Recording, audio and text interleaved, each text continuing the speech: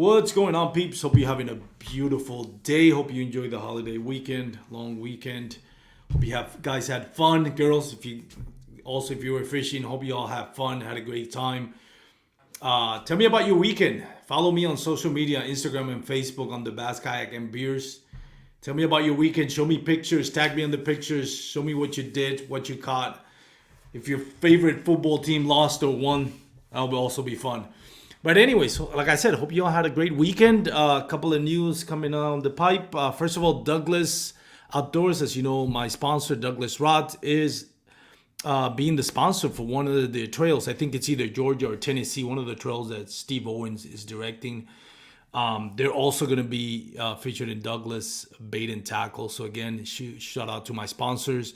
If you're from that area, Georgia, Tennessee, and you plan to fish those Bass Nation tournaments, there's going to be a rod giveaway every single tournament. So that's pretty big on Douglas rods, amazing rods. Hope you guys, if you're out there fishing, if you win one of them, hope you enjoy it and have fun with it and show it to your friends. So what else? Oh, I got a new kayak trailer. Don't know if you guys saw the post on social media. Local welder here that lives in Lake Fork, Dustin. He built the trailer for me, kind of gave him an idea what I wanted, kind of made it his own. Didn't copy Danny Romero on the water. It's different from that. So I know, I already saw some people posting on Facebook about that. Trust me, he made his own design. He did not copy it from anyone. I was the one with the idea of what I wanted. But Dustin has a lot of respect for what Danny Romero does for underwater innovations. So we made sure when we designed it, custom made, that we kind of made it our own and not copy anyone. So it looks pretty unique. Love it. If you guys follow me on my social media, get to see some pictures of it. Other than that, we have a great guest for you today. One of my favorite content creators, Carlos Torres, Lonestar Kayak Fishing here from Texas. I love his social media content because it is true to himself. It's just about reels, about him fishing and posting pictures of him catching fish and big fish and bath thumbs, and that's all it is. I know with the social media game, you kind of have to get creative. I'm guilty of it myself, where I do reels and funny stuff and all that. And it's not really myself, but when you're in doing the content creator, it's not just about, your content's not just about you, but about your audience. So that's one of the things why I love Carlos Torres. He keeps it to himself, keeps it true to what it is. Straight up kayak bass fishing, so I'm excited to have him on. We'll go through a quick commercial, and then you get to meet the Lone Star kayak fishing guy, Mr. Carlos Torres. How you doing, my man? I'm doing good. How about you, man? Very good, man. Thank you, and honored to have you as always on the podcast, man. Like I said, I'm a huge fan of your social media. I know you always posting big pictures of big bass. Makes me jealous sometimes, but That's how you know it's good. Right, right. How do you got into kayak fishing, Carlos? Um, I got into kayak fishing uh, just honestly, just out of boredom. I used to fish off of a bass boat, and I was gonna buy a bass boat, and once you tally up all the costs of a boat, maintenance, repairs, gas, all those things. I started looking at kayaks, and when I came across the AP 136 from Old Town, I thought to myself, that's everything I need. I mean, it has spot lock.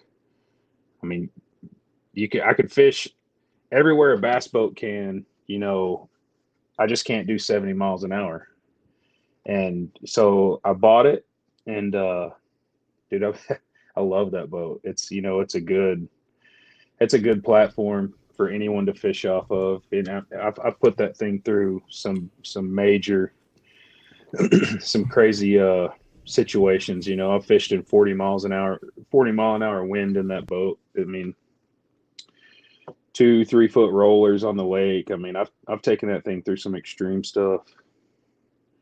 So, but that's kind of how I got started into it. Just wanted to get on the water, but didn't want to spend all the money to do it. You know.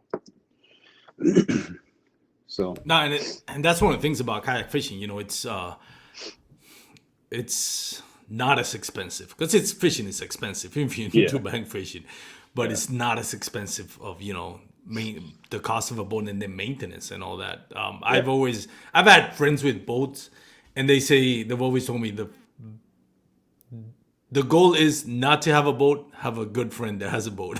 You don't have to deal with the headache. And Yeah. what's the other thing I've always heard? The happiest 2 days of a boat fisherman is the day he buys it and the day he sells it. I don't Right. know how true it is. I've never owned a boat. I don't have anything against a boat, but yeah, no, it's different from kayak fishing for sure. How long have you been bass fishing? Uh, excuse me. I bass fished when I was younger, and I quit I got into bow hunting real big, and that's all I done for, man, I don't know, years, and when I started working back on the road, I just didn't have time to do that anymore. And that's why I got back into fishing is, just needing something to do, and it just sucked me in. I can't even think about quitting now. I'm too No, far in. I know once you go down deep that rabbit hole, there's no way turning back. Yeah. Like my wife, like I've had different hobbies along the way. Like I lived in Puerto Rico. When I lived in Puerto Rico, I do surfing and bodyboarding, and I thought I would never do anything else. When I moved to Texas, it took me a while. It's just like, man, how do I substitute the adrenaline of what I used to do it here. Then I got into mountain biking when I moved to Texas. And I like mountain biking. I still do it. I haven't done it in a while because I don't have time to do both. And I love it. I love mountain biking. But when I started doing kayak fishing and kind of learn, being now that I lived in Texas as an adopted Texarican, like I like to call myself, that's probably the only thing I have in common with Guillermo Gonzalez. We both kayak fish, but he's a lot better than I am at that. But it really draws you in. And it's funny because I've always said that when I don't know if you've ever surfed. When I surfed, there's an adrenaline. There's kind of like a nirvana effect when you're like riding a tube on a wave. It's hard to duplicate. Right. And I've done, like I said, mountain biking, but when I do fishing, when I hooked into my first fish on a kayak, that's as close as I got to that. And I don't think I could. It's just, I don't know. It's a different feeling, man. It's just a different feeling. You being one with nature. Yeah. Kind of like the same applies with the surfing. You're in a little, not plastic, but you're in a little contraption on the water. Chasing big waves. Now you're in a kayak on the water. Searching for big bass. So there's that similarity, even though it's kind of like very different dynamics of it. But it does really draw you in, just being out there in nature, and me being coming from Puerto Rico, being from Texas, not having the wildlife that I used to have back home. Being able to see deer on the water, wild hogs, crocodiles, which I'm not a fan of, or gators, I should say. But it's different. It's a different level, and it's really exciting. Now, let me ask you this, Carlos. Have you ever lived in Texas? Were you born and raised in Texas? Yeah. I'm born and raised here. Yeah. And you started. Who taught you to do kayak fishing? Or fishing, I'm sorry. Who taught you to do bass fishing in general? I would say some of my friends when I was younger. That's I would fish with them, and really it was just more of a trial and error. I mean, just that when I quit fishing, I told a friend of mine this story one time. I was out fishing and I was throwing a spinner bait in some weeds, and I got hung up, and I think I was like 18 years old, 17, 18 years old. And I got it back and I threw it out, again. And I was bank fishing. So I got hung up again. And man, something just clicked. It just made me so mad. I left the rod and everything there. And I didn't fish again for years. I don't know why. I went to hunting and got real big into bow hunting. So, and then when I got serious into fishing this time, I watched a lot of YouTube on actually patterning fish and actually finding fish, and spend a lot of time researching their tendencies and things like that. So I would say since I've been serious into bass fishing, uh, the internet, man, is just studying what you're chasing is what's brought me the most success, I believe. Yeah, and I think that's that's so different from our age range. Now I don't know how old you are, but me, I'm in almost reaching 50 now. And back then we didn't have when I was a kid and I was fishing, we didn't have you learn by yourself. Now Mm-hmm. this generation, when I picked up fishing again, it's like, oh man, YouTube, because nobody Yeah. around me fishes for bass fishing. None of my close friends did. Oh well, actually a couple of my close friends did bass fishing, but they weren't like big into it. They just throw a spinnerbait and that's it. Yeah. Kind of like a one rod, one bait mentality, which is Right. fine. But when you get really down the rabbit hole and then you start, jigs, senkos, jerk baits, reel speeds, rod strength, fast, extra fast, you're like, you get overwhelmed. Even Yeah. on social media, I remember one of the first videos that I got frustrated, not on any fault of the content creators, actually Fluke Masters.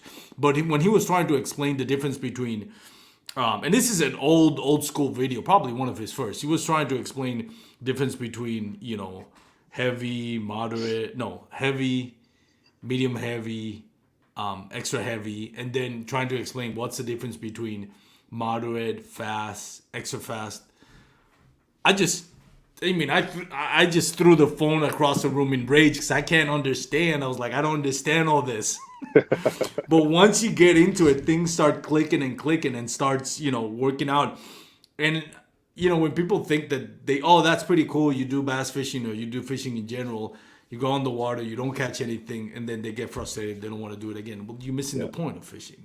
Mm-hmm. That's, it's kind of like cliche, but really the hard part is what makes it great. Just to be able to go from, I can't catch 5 fish on 10 days going out fishing, and now I'm catching at least 1 or 2 and then catching 2 or 3 and actually hitting a 5 limit every now and then.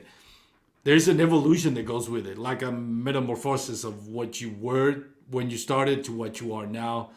And I think it's interesting. That's when you're fully engulfed in it, that's where you get the most out of it. It's like, again, cliche, the more you invest in it, the more you get out of it. And I think that applies to both things in life.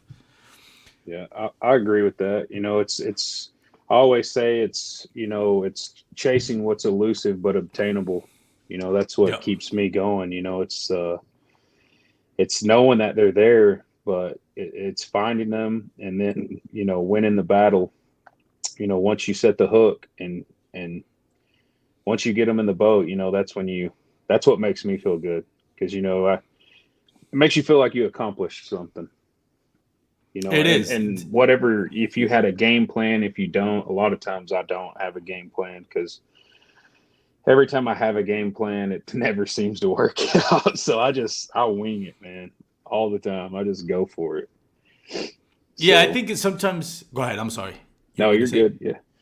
No, that sometimes I was gonna say you go, like you said, a game plan. You have in mind what you want to do, and it doesn't always work that way. I think when you start off, to me, it eventually. It's funny because things start clicking. To me, my personal experience, things start clicking without me noticing it. And what I mean by that, there doesn't come a point where I say, "Oh, that's what I should have done."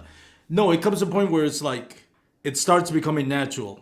I don't have to think about what bait I'm going to throw now. I already, I'm not wondering. Okay, it's sunny or it's cloudy. Temperature is this. The winds are blowing from this side. When you start off, that's overwhelming. But they get to a point where it doesn't really, it clicks, but there's not that moment of epiphany. It just starts working out, and before you know it, things come to you naturally, Yep. and you already know what's going to be your bait. Now, doesn't mean that you're always going to be successful. Doesn't mean that you're always going to catch 5 fish. Doesn't mean that you're never going to get skunked. There's still days you're going to get skunked, and you can't figure it out. But little by little, I think that's the beauty of it. Just when you look back, I'm like, Man, I don't remember how I learned it or when was the day that I learned it. I just know I know it now. Right. And that's what I find interesting. Yeah. And it's always, just what always gets me too is, whenever you think that you have them figured out, you can go out there the very next day and Get everything humbled. that get humbled. Everything you thought you knew, they remind you that you don't know anything, so and you got to start the process all over and you got to search and you got to try to find them and all of that good stuff, which it can be frustrating. I tell sometimes I get a lot of questions from new anglers, about fishing and stuff. And I try to tell them, don't give up. When you go out there for your first day, or if you're just getting into kayak fishing and you go out, for your first trip, don't give up. When you come home with no fish, it's there's a and fishing is, you can take it a lot of ways. There's people that are kind of recreational, just do it whenever, and then there's competitive anglers that fish tournaments, and then I really feel like there's a medium there, like myself. Mm-hmm. I would say I'm a competitive angler, but not fishing tournaments. Every time I go on the water, I want to catch as many fish as I can catch. I'm kind of competitive with it, myself, and Yeah. I want to be, yeah, I don't know. I don't know exactly how to explain No, that, but and I know exactly what you mean. It's one of those things that, like, when you're on the water by myself, when I'm on the water by myself, it's not about winning a tournament. It's not like, oh, I need to post pictures for Instagram and all that, which that obviously that's a factor when you're doing content creation. But it's more about you competing to yourself. Can I beat the best version of myself? Because that's when I know I'm growing, right? You're right, not out there to impress anybody. You're just out there by yourself, and you remember the last time you did great, and you wanna. Well, I don't want that day to be the best day of fishing. Like, you never want to peak. You will never want to feel like, oh, there's no way I'm gonna have a better day. No, you always hoping that whatever was the best day, that today is gonna be even better. And that's kind of like gives you a feeling of self accomplishment that I'm learning, I'm getting better at this, I am progressing, I am moving forward in my knowledge and in my ability to catch fish, my ability to do hooks, and my ability to select baits and change baits when it is appropriate. And it's just competing with yourself. And I think when you mentioned the different type of anglers, there's also the content creators, right? yep, That people did not necessarily um, compete, and they're not also, but they want to do their recreational stuff to make money out of it, which is fine. That's great. I'm no dissing on that by any means. If you want to do that, hey, if I can make life out of me taking pictures or videos of me catching fish, I would totally do that instead of going to work, for sure. But there's different reasons why people get into fishing. I know a lot of tournament and not tournament well tournament anglers as well, but a lot of my guests have been people that have served in the armed forces, veterans that have hmm seen the chaos and the atrocities of being part of a war, and now kayak fishing is kind of like their sin, their way of trying to, like, getting back to civilian life and dealing with PTSD. And that's always, to me, that always brings it in perspective, talking to men and women that have served in the army or, in the armed forces and now doing kayak fishing, just to kind of help them, in their daily life. And that's right, very humbling when you think about it. That shows you that there's something special about kayak fishing, not just a personal obsession that I have. You know. right, yeah, absolutely. A lot of my closest friends, on Instagram and stuff, a lot of the guys I talk with on a daily basis are mostly all military. Yep. Either veterans or active duty. So yeah, a lot of respect for those Yes. guys and gals.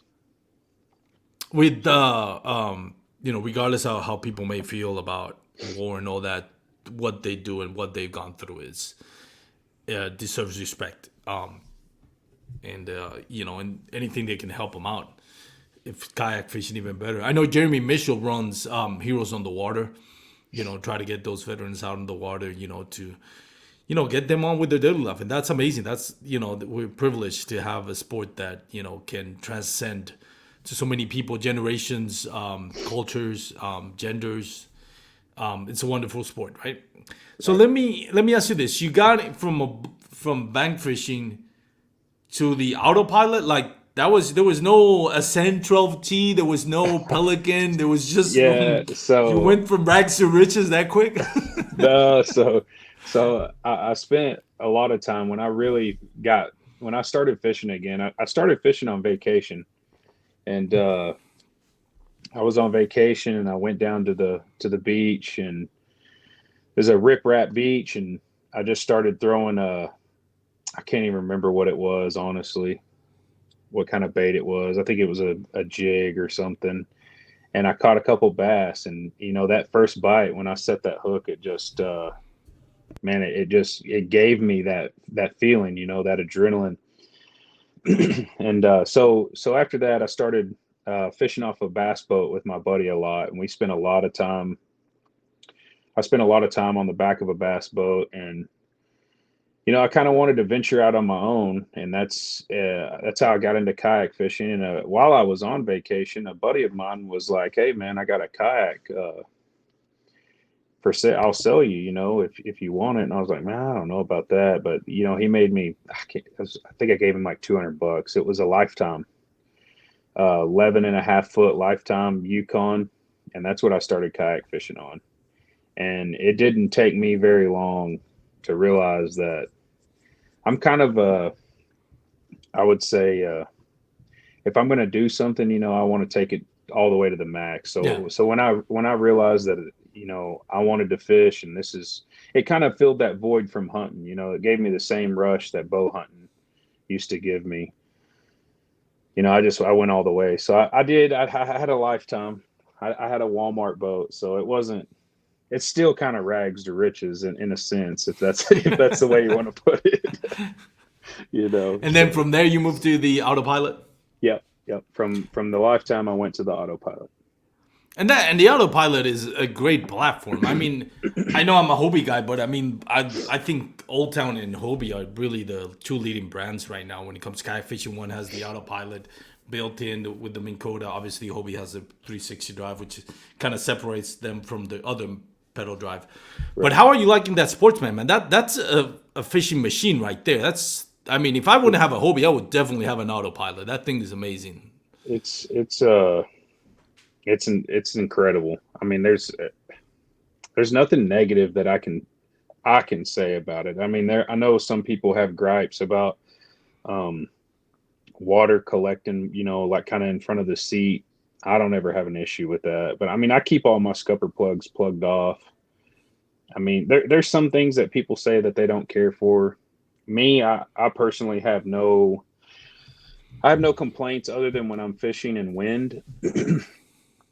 And this is when I was working out west. I would fish in 30, 40 mile an hour wind, and mainly this complaint is from being just impatient. But when I would hit spot lock, I would drift back about 5 or 6 feet, and then the boat would try to bring me back, and that's my only complaint, which, like I said, that's just me being impatient, because I would pull up on a spot, hit spot lock, and flip into the reeds or whatever it was. Well, while you're flipping, you're drifting back, and it would frustrate me. But I don't think that's any fault of the boat. It's just those are some pretty tough conditions. Yeah, I was gonna say you can't. That's nitpicking the heck out of it, because if Yeah. I'm on a Hobie, I'm not gonna be 30, 40 miles pedaling to try to keep my spot. So it's like Right. you're still able to at least be on the water when 99% of the people out there are not even considering getting on the water. So that's that's nitpicking the heck out of it. But I mean that it's an awesome platform. It is, and it's extremely stable. I mean, even when I fished in conditions like that, and I would be jumping that thing over 2 or 3 foot, rollers sometimes. I never once felt uncomfortable or unsafe in that boat. Never one time. I don't know how much it would take to flip that boat, but I can tell you it's a lot. You'd Yeah. almost need to just jump out of it, because or pull it. I don't know how you would flip it, but that thing, I'm almost positive you can stand on the gunnel of that boat and it won't turn over. And I mean, I don't want to sound insulting or anything like that, but you're a big dude. I'm not saying you're Yeah, fat or anything. You're built yeah, like a tank, right? Like yeah. how tall are you? I'm 5'10". 5'10". Yeah, Just yeah, son is my height, but you built like a linebacker.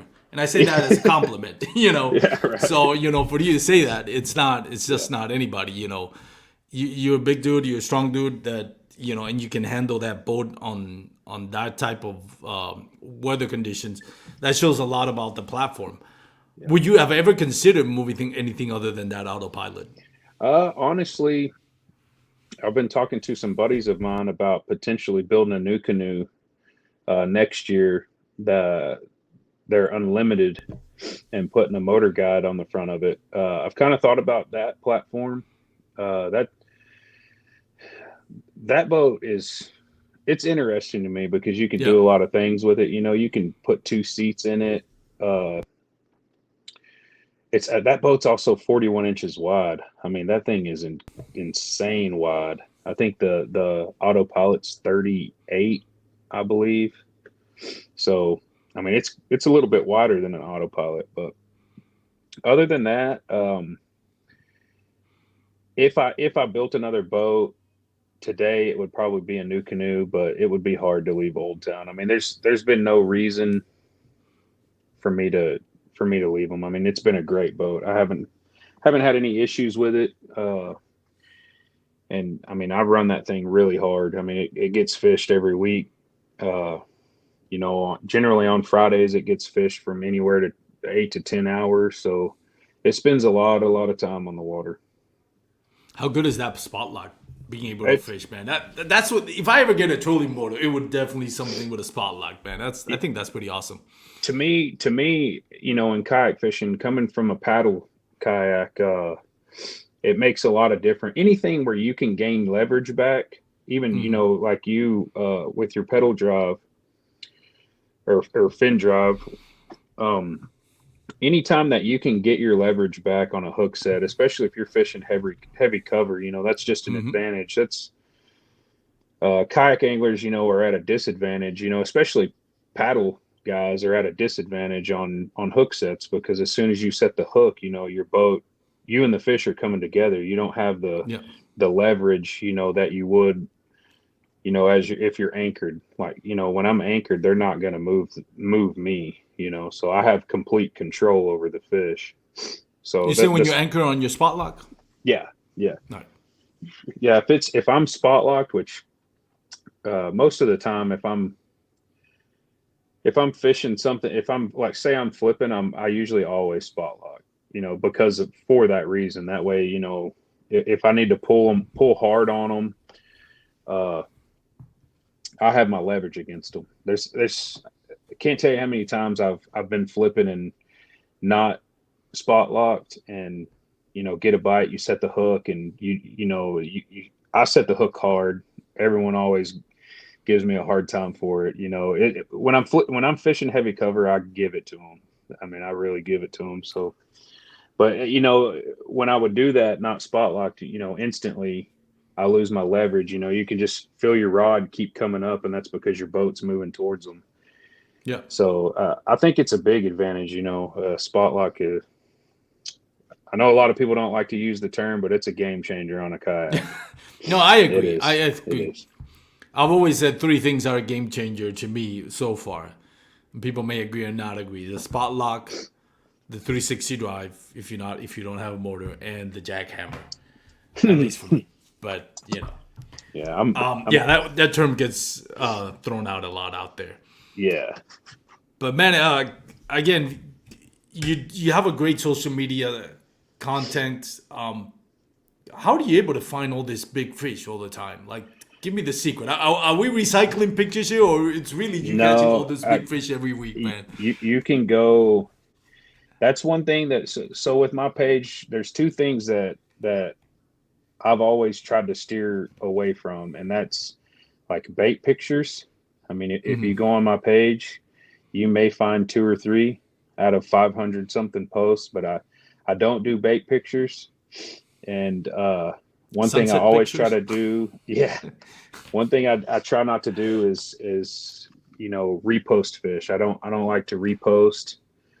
Um, that's just something I've always tried to do. There are a few times I've had to go to the archives, when I couldn't fish or things like that.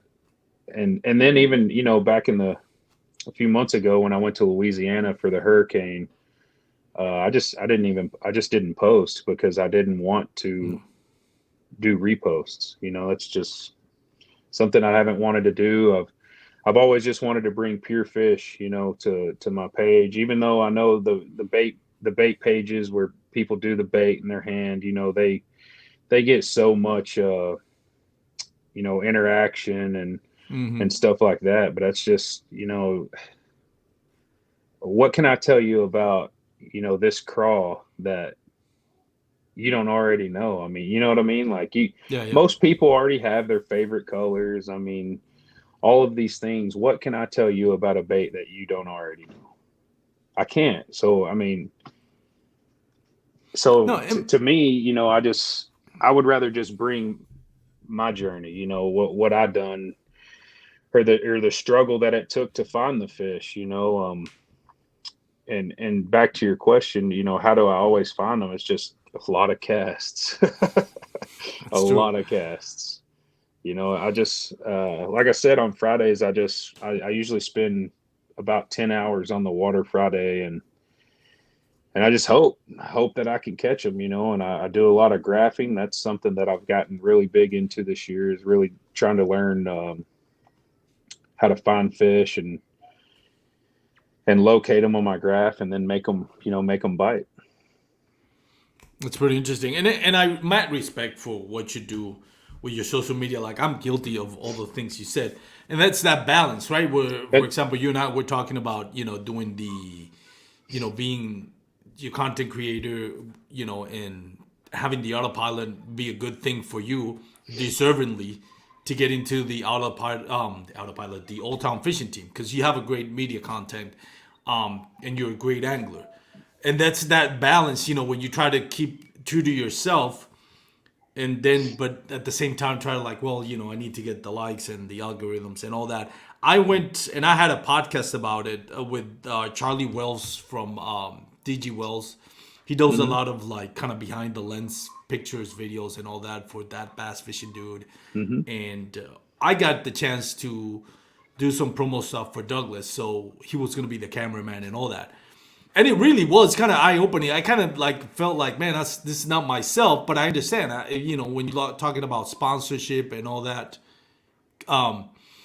and getting content, the companies want you to post pictures of, like you said, like their baits, their products.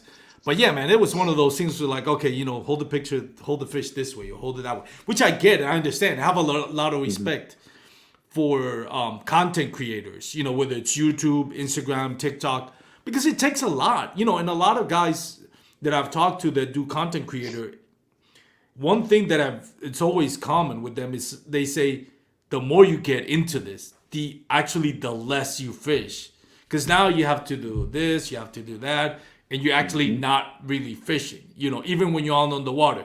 Well, let's move. I remember we had to like get shots from different areas. Well, I want to fish the reeds. That's where they are. But we need pics of the docks. We need pics of hitting the creeks, the laydowns. So I'm like, that's not what I wanted to do. I wanted to go out fishing, but we have to do it because. So I have a lot of respect for that, man. I have a lot of respect for those content creators. I know sometimes people they get a lot of flack for it, but I understand. Seeing it from that side of the view is kind of eye opening, and respect for them. However, like I said, mad respect to you for what you do and staying true to yourself. Because again, I'm a big fan of your social media content, and I love the fact that you stay true to yourself. And it is for anybody out there that's listening. If you haven't followed Lonestar Kayak Fishing, by the way, where can people follow you? I know you got Instagram pretty much, Yeah, but yeah. what's the Pretty much handle of that just Instagram? it's Lone Star Kayak Fishing at Instagram, and that's pretty much right now. Maybe next year I'll get back into YouTube, but for now it's that's where you can follow me, and uh, you can message me, you can do whatever, man. I'll always reply to people and help them out in any way. And uh, I just wanted to say though, to the guys that do the bait picks and all of that stuff, that's I have nothing, Yeah. there's nothing wrong with it at all. Yeah. It's just, I was just simply stating that's just not what I want to do, and I actually talked with Jeremy at Fishing the Lonestar about this the other day, and he was telling me, how much more, I guess, let me see how I can't remember exactly how he said it, but basically, they do better. The posts do better, and I told him, I said, I get it. I've looked at all of it. I've studied it. It's just something that I don't know why. I just don't want to. I don't want to go there. I want to be able to just keep catching fish. That's what I want to do is catch them. And again, you're catching them, and the pictures are pretty awesome. The videos are pretty awesome. The reels, and like you said, that's the thing about it. We can't all do the same thing, because then Right. it kind of gets saturated. We have to find our own niche, and the most important thing is to feel comfortable with your own skin. That's what you want to do. And then again, no, it's like you mentioned, no shot on anybody else. Yeah. I certainly don't take offense to it. But it is interesting, and like I said, mad respect for what you're doing, and looking forward to more content, man. It makes me jealous, but I was like, how did this guy do it? Where do you mostly fish out of? Let me ask you this, Carlos. Where do you mostly fish out of? Like, where are you located now? Central Texas? I'm in North Texas. I live just Oh, north you really of North Dallas. Texas? Yeah, yeah. I live in. Really? I'm out of Denison, Texas, which is just north of Dallas, right on the river. Right before you cross over to Oklahoma. That's the last town you'll go through is the town I live in. I don't know So why I thought you would were more like Central, Southeast Texas. no, well, last year, well, for most of my career, if that's what you want to call it, on social media, I fished out of west of Wichita Falls. I worked out there, and that's where I done a lot of my fishing at. And then I would fish at home sometimes on the weekend, but now I'm fishing back home, and that's another thing is trying to figure out the lakes that are around me because I haven't fished them, not as much as I've fished out there. So that's been a big struggle as well, is just trying to pattern the fish, and the constant weather changes we've had here in Texas are not helping No, me crazy. out, so, Let me but ask you this: how was the fishing for you? Like the pre-spawn and spawning and post-spawn after the snowmageddon that we have last year. Because I'm always interested, how did it affect each angler? Like I go to the Fun and Sun tackle shop, and I talked to Grant, and he was telling me, man, he was like, oh, it was one of the best springs. I'm like, really? Like to me, I had a hard time figuring things out. Eventually, yes, it got good, but it was like, how did it affect you? Like after that snowmageddon that we had, did you have trouble adjusting? Because that's something we've never really seen in Texas, yeah. at least in the last decade. So funny story about the snow, or the big winter storm that we had, is I bought my autopilot like 2 days, I think, before that happened. And It's gotta I suck. took it out the first day, and it was like, man, it was so cold. I think it was like 21 degrees. I took it out just to try it out, and the whole deck of my kayak was nothing but ice. I mean, it was rough. So I went home, and then I didn't get to use it for like 2 weeks because all the lakes were froze over. So Yeah. that was tough. But um, really, I mean, I had a great spring. I can't say I didn't see a single fish on a bed this year because I fished out west and it's always windy. So the Mhm. lakes are always basically mud. I mean, they're just, you can't see anything in them. But I caught a lot of big fish in the spring. I caught six fish over 6 pounds. I caught a 7 and 8. I can't tell you how many, almost sixes, high fives. I caught a lot of big fish. I had a great spring, so I can't say that it affected me too bad. Yeah, that's what I heard a lot. I got mixed bags out of it. Closer to that snow was bad, but then afterwards got a little bit better. But yeah, man, it's interesting, right? With the weather in Texas, it always changes. Now you fish a lot of west. You live in the north. What's been your favorite lake to fish in Texas? I would honestly say my favorite lake that I just had an absolute great time at is a lake called Lake Kemp. It's Really? out, it's south of Vernon, Texas. It's actually on the Wagner Ranch. It's a big water lake, and man, that thing has some great fish in it. But it can also send you home, wanting to sell all your stuff. Kip, is that It West Texas? yeah, yeah. Well, it's kind of it's western Texas, yeah, but it's not all the way west. So Nice. I have to check it out there. Never heard of that one. yeah, Lake Kemp. That one I've caught. I've had some great days out there. Great days. I mean, the best day I had out there, we came home with almost a 30-pound bag. So it was I think it was like almost 28 Really? pounds, and I mean, we've caught some. Five limit? Yeah, Holy yeah, crap. yeah. It Damn. was some great fish, and then it also has striper in it. We sit out there one day. We couldn't catch a bass to save our life, but we got on this school of striper, and we sit there for an hour and a half just wearing them out, and that was a lot of fun. A Yeah, lot of fun. striper's gonna be fun, definitely. If I'm Yeah, not catching bass, I'll catch a striper all day. but I mean, other than that, I mean, I actually found this little. It's a smaller lake. It's called Lake Iowa Park, um, and man, I caught so many big fish out of there. I mean, it was insane. I mean, giants, 6 pounders, 7 pounders during the spring. And it has a lot of reeds and stuff. And that's when I really got Nice. into flipping and stuff. And man, I had a lot of fun on that lake, a lot of fun. Is that So another West Texas lake? yeah, yep, Nice. yep, What's the yep. name of it again? Lake Iowa Park. Iowa Park. Interesting. Yep. You see, I've never fished that out west. I mean, think the farthest west that I've gone is like trying to think what's the farthest I've gone. Man, probably Possum Kingdom. That's probably as west as I've Oh, gone. I okay. really need to go Right. more out west to fish. That's one thing that I haven't kind of divide and conquer there. And you done any East Texas, Central Texas lake? I haven't. Trying to think. No, I mean, mainly I've fished out there, and then I fish here at home. Lake Texoma. Yeah.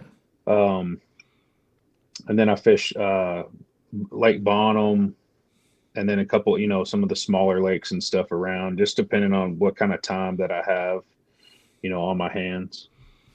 Any smallmouth bass there in Texoma? Have you caught? I've caught a few, but um, the biggest smallmouth I've caught was 4 pounds and 2 ounces, It's and it not was bad. actually out of our water plant lake, which gets its water from Texoma. So it has smallmouth and spotted bass in it. It has all the bass. For some reason, there's not striper. I haven't figured that out.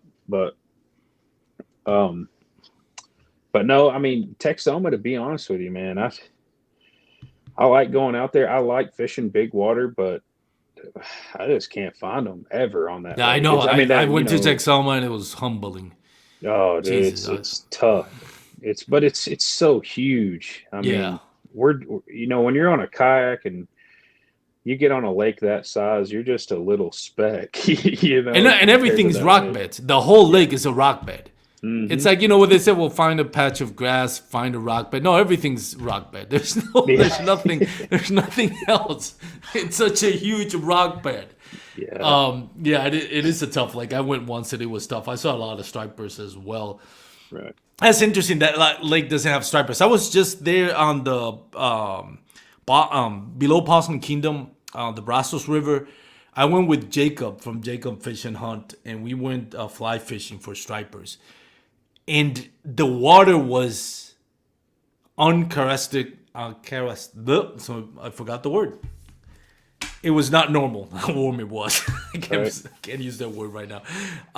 It was really, really warm, and I mean, this is about 2 weeks ago. With the water, we had come out of like 40-degree days or nights, and I got my waders. I forgot my boots. So I was like, screw it. I'm just gonna go with my water shoes, and hopefully it's not gonna be too cold. And I got on the water. I'm like, dude, this water is not cold at all. And usually this water is cold even in summer. I don't know what it was, but the green algae was everywhere, and we saw more dead stripers than we saw swimming stripers. And the ones that we saw swimming, most of them were just full of fungus. They would look like they had. I mean, they were being eaten alive by fungus. I've never seen Brazos River with that bad of a condition. It wasn't really polluted. It was, I don't know, man. The water was really warm, uncharacteristic. Like, you not even got close to that word. Kind of wonder if I can't remember what they call it, a golden algae or. Yeah, golden green algae. It was bad. I saw green algae everywhere. I'm like, this is not normal for a river. Yeah, that is interesting. That's very interesting. We saw. It was funny. We didn't catch it on camera. I was looking at a decent sized striper. It was like, I don't know, it had to be over 20 inches. And he was just like in 1 foot of water, just kind of like dangling in the current. I literally grabbed him and put him back on the water. Like they were the ones that weren't alive weren't even that were nothing to do with swimming away or anything like that. It was sad. I'd never seen Possum Kingdom. There were some people out there. I don't know if they were biologists or what, but they were taking water samples to check them out because they're about to stock them if they haven't already with trout. So I don't know what's going to happen there. But yeah, it was interesting. But anyways, Carlos, I kind of wanted to do kind of like pick your brain on your favorite bait and stuff like that. So we're gonna do kind of like a 20 questions kind of thing, rapid fire. You ready? Yeah, let's go. Favorite bait in winter. Let me start with fall. Now that we're in fall, what's your favorite fall bait? That's tough right now because last year I would have told you a square bill, but this year, the weather, I truly believe our water's cooled off way too fast and our fish haven't ever committed to an actual fall bite, or at least that's, what I've found. Last year I would have told you a square bill. The last couple weeks, the best bait that I've been able to get a bid on is a jerk bait. Yep. So this fall it's been rough so far. It's been it's been a lot of work trying to figure them out. Yeah, so. Fall's usually my jam, but this year's like, damn. Even the Lonestar throwdown, the guys were putting up like 80-something inches. So it's like, man, it's tough, man. I would have expected to see triple digits, but no, it's been tough this fall. Favorite winter bait? Cold winter days. Last year, I used a suspending lipless, and I threw a suspending lipless, and I kind of worked it just like a jerk bait. Last year, I didn't throw a jerk bait. It just wasn't something that I had confidence in. And same here. 2 weeks ago, for some reason, I picked one up and tied it on, and I mean, it was on, and I just, I saw those posts. Yeah, that helped, big time. And it was fun adding that bait to my list that I feel like I can catch fish on it now. So I'll definitely throw that a lot this winter. What's your favorite? Do you have, I know you kind of knew from what I hear from the jerkbait game, but do you have a favorite jerkbait, like a pointer or a mega bass? So far, I've got a couple mega bass jerkbaits. So far, I've been doing all my damage on the 6 Cents Provoke. And really? Then Castaic Lures also sent me some jerkbaits the other day, and I caught some fish on their jerkbaits as well. So that's something I think, in time we'll figure out which one's kind of my favorite. Interesting. Favorite spring for bed fishing. What do you like to throw? Man, like I said, this spring I never got to see a fish on a bait on a bed. Really? The water was just too muddy. That's a sad story there. Yeah, I never seen one. To be completely honest with you, so I can't really say on that part. Favorite rod and reel combo. that you have?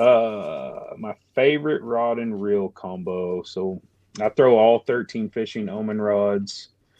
Oh, nice. Um, and then I throw all loose reels. So I would say my favorite one that I feel like I could pick up and do anything with is a 7-1 medium heavy, fast with a 7.5 to 1 gear ratio reel. Nice. That's gonna be I could pick that up and feel like I could do anything that's in my wheelhouse with it. All time favorite bait. Jackhammer. My man. Yeah, It's I've gay. I've caught so many giants on a jackhammer. I know, man.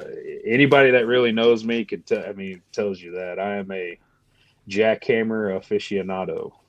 I know. I I believe in feel them. you, man. You preaching to the choir here, man. I Yeah, love. I haven't seen a jackhammer. I haven't seen a situation where I don't. Even when I shouldn't be throwing a jackhammer, throwing a jackhammer. yeah, Um, right. Somebody told me. I know that one of the difference with the jackhammer. Now, getting off topic here, but I thought it was interesting. It's and Fluke Master did a video on that. It's because the head is always hitting the vibration compared to different chatterbaits. The head is actually banging against the blade, so it gives it that Yeah. clicking sound. And then somebody told me that I don't know. Somebody made I don't know who made the study, the scientific study about it, but the actual sound that jackhammer produces is very similar to a craw just flipping, trying to get away. You know how a craw just kind of Hmm. like flicks its tail and makes that popping sound. You Yep. gotta get away from bass.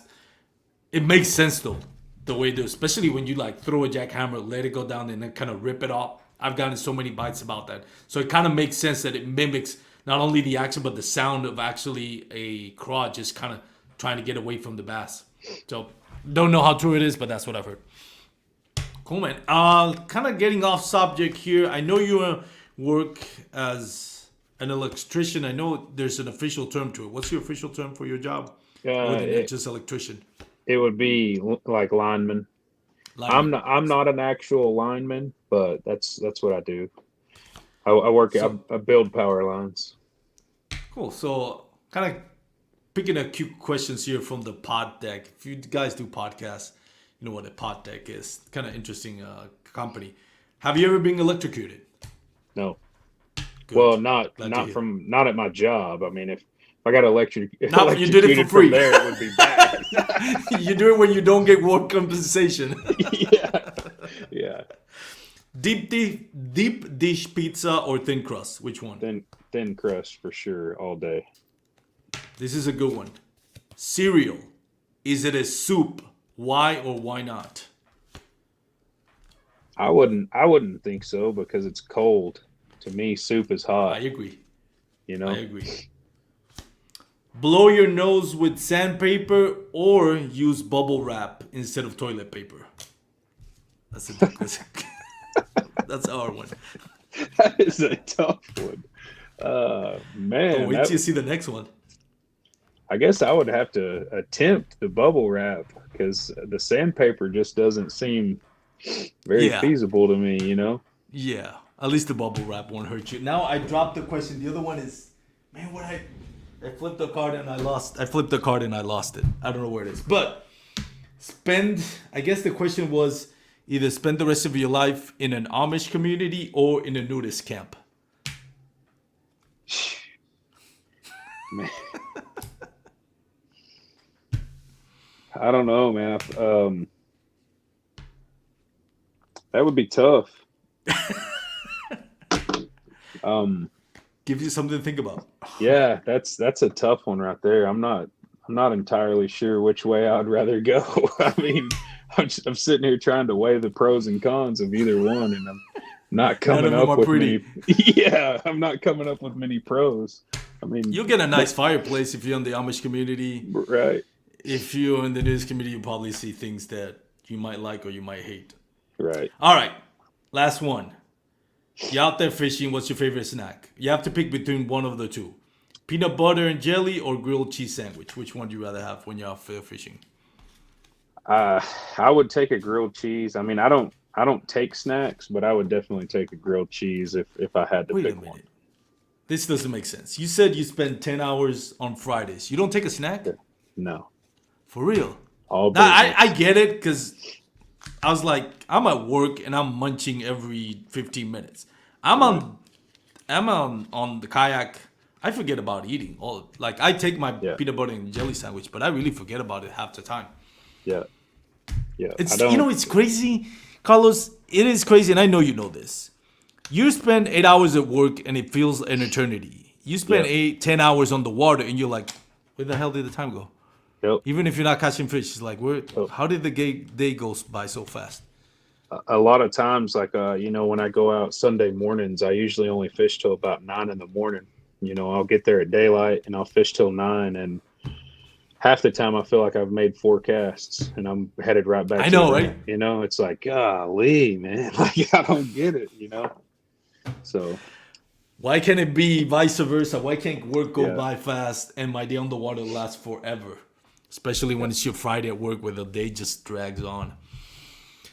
Carlos, I've had you for an hour now, and I know you're a family man. I really appreciate you taking time to join us here at the podcast. Honored to have you. Thank you for blessing the podcast with your presence.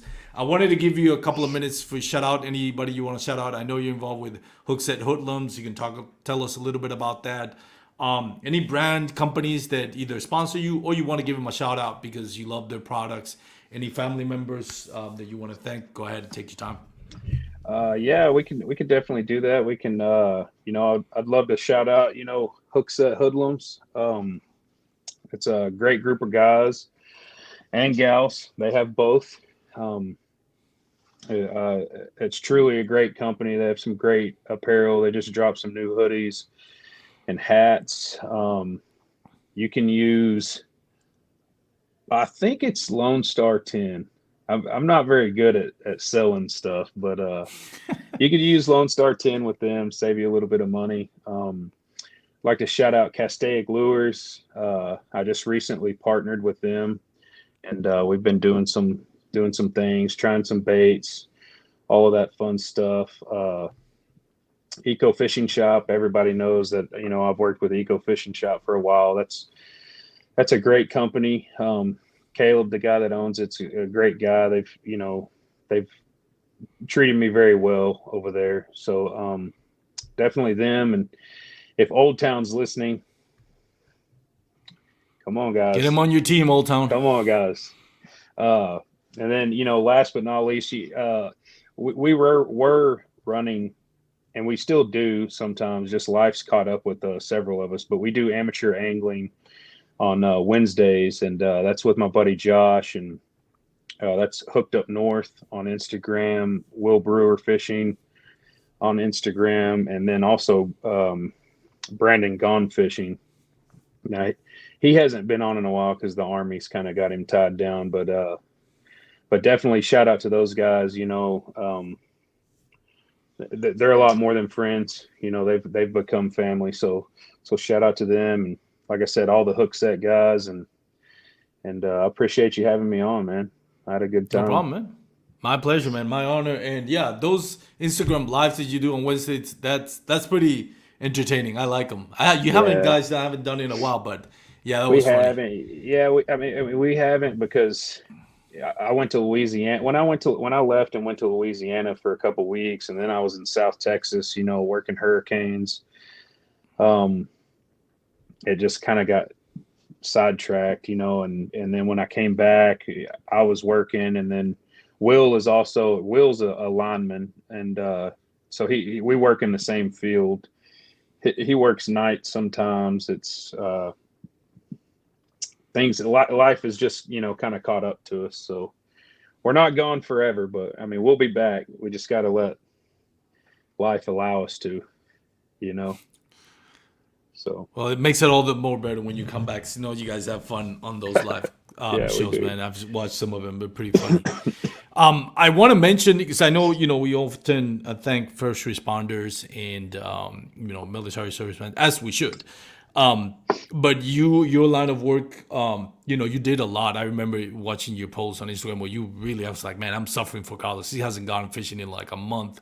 You Yeah, really no, work it your butt was. off to try to get things back together for the community to, get back electricity.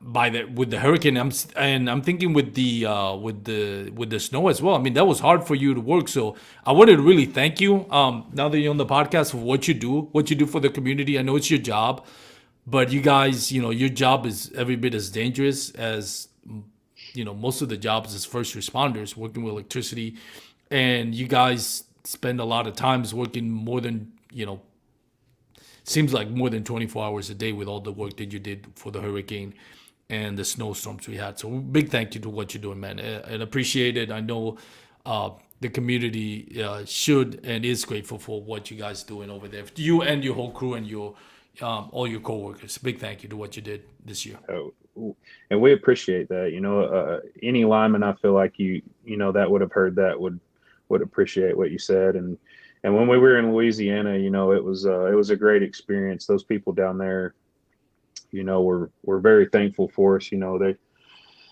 It's some of the, it really and truly to me, what it showed is that there's still some good in humanity. Yeah. So, and that was a great feeling, being able to help those people out, when they needed it the most. So it was good. No, definitely, man. Big shout out to you guys. I mean, your job, you guys are heroes in my book for what you're doing, and sacrificing not being with your family to help out the community. So big thank you to all of you. Carlos, again, thank you so much, man. An honor. If you're out there listening, go follow Lonestar Kayak Fishing on Instagram. You won't be filled with any of the stupid stuff that I do or most of us do on Instagram. You're gonna have pictures and reels of big bass, and you're gonna learn if you pay attention to what Carlos is doing. So shout out to Carlos. Go follow him on Instagram. For those out there listening, again, if you're going on the water, weather's getting cold, wear your PFDs, layer up, make sure you stay safe. Can't say it enough. Name of the podcast is Bass, Kayak, and Beers, but please, if you're going to be on the water, take it easy with the beers and everything. Have it once you're at home and not when you're on the water. And if you do, just be cautious of it and be responsible if you're out there drinking. So have a great night, everyone. Have a great day, whatever time you're listening. And thanks again to Carlos. Check out my sponsor, Douglas Rod. Go to douglasoutdoors.com. Have a great day, everyone. Peace. All right. Got it.